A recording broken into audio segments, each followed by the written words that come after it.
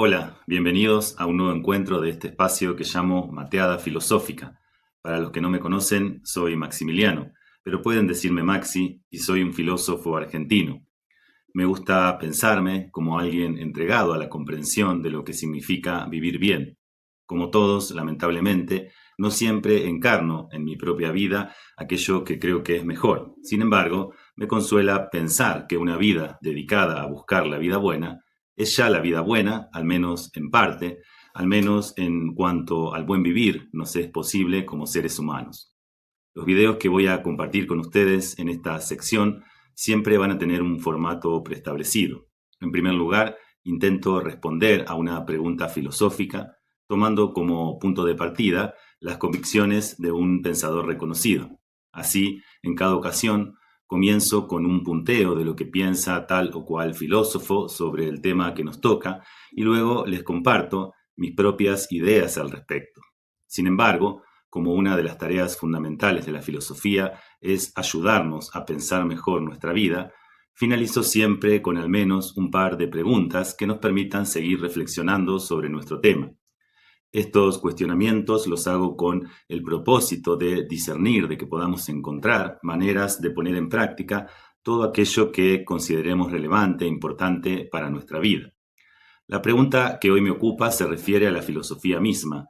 ¿Qué es la filosofía? Y también, por supuesto, ¿qué significa ser un filósofo? En este video me apoyaré en las reflexiones del filósofo moral contemporáneo Alasdair MacIntyre, particularmente en aquello que afirma en el capítulo 2 de su libro titulado Dios, Filosofía, Universidades, y el capítulo se titula precisamente Filosofía. Comienzo entonces con un punteo de las tesis de MacIntyre desplegadas en dicho capítulo. La primera idea que MacIntyre menciona destaca cómo el mito ofrecía ya una respuesta a los cuestionamientos filosóficos fundamentales. MacIntyre comienza recordando que, históricamente, las grandes preguntas acerca del sentido último del universo y de nuestra propia existencia recibieron una respuesta de carácter religioso. No eran preguntas, dice él, a las que había que estar dándole vueltas porque el mito nos proporcionaba ya una respuesta cultural colectiva. La segunda tesis menciona el surgimiento del pensar filosófico como respuesta a las supuestas incoherencias de la narración mítica. La filosofía, nos dice MacIntyre, aparece cuando se ponen en cuestión las grandes verdades religiosas, los mitos que brindaban una respuesta a las preguntas referidas al sentido del mundo, del hombre y de Dios.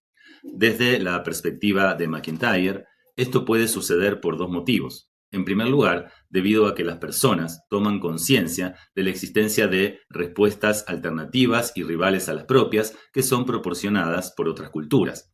En segundo término, porque se reconoce alguna incoherencia al interior de las propias creencias. La tercera convicción maquintiriana menciona las tres preocupaciones fundamentales de los filósofos. Seguidamente, entonces, MacIntyre señala estas tres preocupaciones. En primer lugar, nos dice es la preocupación por la verdad.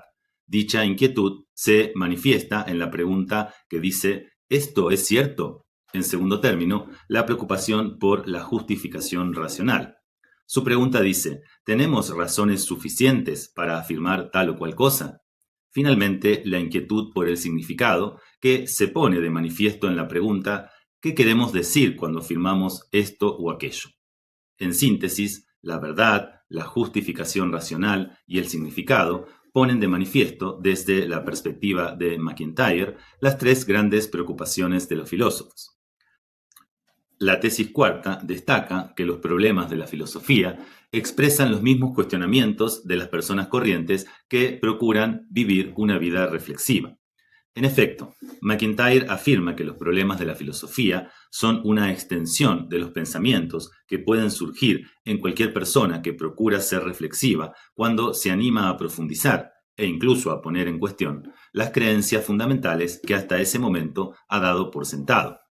La filosofía contesta preguntas que son o deberían ser del interés de todos. MacIntyre destaca aquí que todo ser humano, sea o no filósofo, tiene que afrontar en algún momento de su vida las grandes preguntas filosóficas. En quinto lugar, MacIntyre se adentra en la especificidad de la filosofía. Al respecto, sostiene que, aún vinculándose estrechamente con las preguntas existenciales fundamentales que pueden plantearse todas las personas, la filosofía también presenta el aspecto de una forma de actividad semitécnica y especializada en la que uno tiene que ser iniciado para poder hablar sus lenguajes. Así, cuando las preguntas metafísicas, morales y existenciales que formulan las personas corrientes reflexivas son elaboradas de manera teórica y sistemática, cuando eso sucede, esas preguntas se convierten en indagaciones filosóficas. En sexto lugar, MacIntyre destaca una suerte de peligro existencial que pueden enfrentar los propios filósofos. Aquí el autor se refiere al error que los filósofos profesionales podemos cometer al olvidar que nuestras investigaciones tienen su punto de partida en aquellos cuestionamientos fundamentales que toda persona corriente puede realizarse. Los filósofos, nos dice, podemos olvidar que somos los portavoces de las personas corrientes y que tenemos un oficio que tiene que ser practicado para el bien común. En séptimo lugar, MacIntyre habla del diálogo entre las personas corrientes y los filósofos y de la filosofía como una fuente de conflicto. Para que la filosofía misma logre profundizar en sus cuestiones fundamentales, tiene que establecerse un diálogo continuado y fecundo entre los filósofos profesionales y las personas corrientes reflexivas. Con todo, una consecuencia de este diálogo entre filósofos y personas corrientes será el hecho de que estas últimas tomarán conciencia de que la filosofía es también en sí misma una fuente de conflictos. Es decir, las personas no dedicadas a la filosofía tomarán conciencia de que existen respuestas rivales e incompatibles para las preguntas existenciales fundamentales, no solo en el ámbito religioso, sino también al interior de la filosofía misma. Finalmente, en octavo lugar, MacIntyre recuerda la necesaria humildad de la filosofía y de los mismos filósofos. La tesis precedente pone de manifiesto que, en efecto, el desacuerdo ha sido una constante entre los mismos filósofos, pues no existe de suyo un argumento filosófico que sea realmente invulnerable. En filosofía, nos dice, lo máximo que tenemos derecho a sostener es que tal o cual argumento o conclusión son hasta el momento el argumento o conclusión más firmes. Asimismo, en tanto que filósofos, si bien podemos dar por verdaderas algunas conclusiones, no obstante tenemos que reconocer, es decir, tenemos que otorgar una cierta carta de ciudadanía y escuchar los argumentos y conclusiones que se muestran como alternativos y rivales a los nuestros. Además, los filósofos debemos tener la humildad de estar abiertos a la corrección, incluso por parte de aquellos con quienes tenemos desacuerdos filosóficos fundamentales. Estas son las 8 convicciones que MacIntyre destaca en relación con la filosofía. Sobre ellas, en primer lugar, me gustaría destacar que la expresión persona corriente, plain person en inglés, no tiene en MacIntyre un tono despectivo. El autor la utiliza simplemente para referirse a las personas que no se dedican profesionalmente a la filosofía. En segundo término, coincido con MacIntyre en el hecho de que los filósofos tenemos la misión de brindar una respuesta que, sin embargo, siempre es parcial e históricamente situada a las grandes preguntas metafísicas, existenciales y morales que desde siempre han inquietado a los seres humanos. Luego, en tercer lugar, quiero destacar junto a MacIntyre que los filósofos tenemos un oficio que tiene que ser practicado para el bien de la comunidad. Tenemos una forma específica de comprensión de lo real que se distingue del discurso religioso, de la psicología clínica, de las neurociencias y del coaching. Lo nuestro consiste en procurar articular una comprensión del ser y del sentido de las cosas, teniendo particularmente como centro a los seres humanos. Detrás de esta idea se encuentra la pregunta que, desde Sócrates, ha desvelado a los filósofos de todos los tiempos, es decir, la pregunta que dice cómo vivir una buena vida humana. Y esta pregunta tiene que ser renovadamente respondida en cada tiempo y en cada cultura, pues no es lo mismo vivir bien para un filósofo ateniense del siglo IV a.C. que para un comerciante, por ejemplo, latinoamericano del siglo XXI.